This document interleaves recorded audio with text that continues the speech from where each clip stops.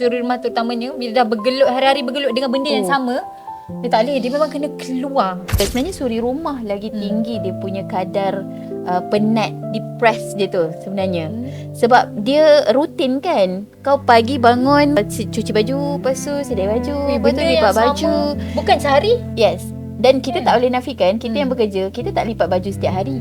Yes, betul. Kita tak sapu setiap hari. Sangat benar. Okey. Jadi kita nak memahami dua, mungkin penonton-penonton ada yang suri rumah, ada yang bekerja. So ni mungkin tips-tips praktikal yang membantu lah. Yang pertama sekali, kena minta bantuan sebelum penat menjadi marah.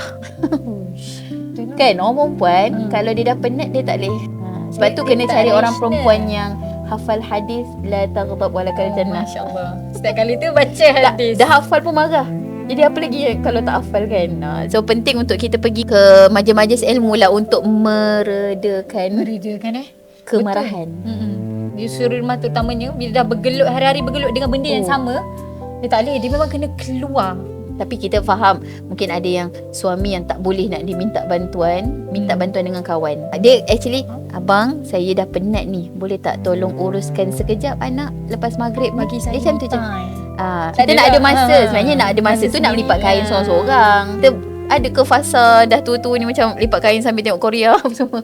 Dah tak sempat. Tak sempat. Ya Allah Tak kan. sempat nak tengok lah.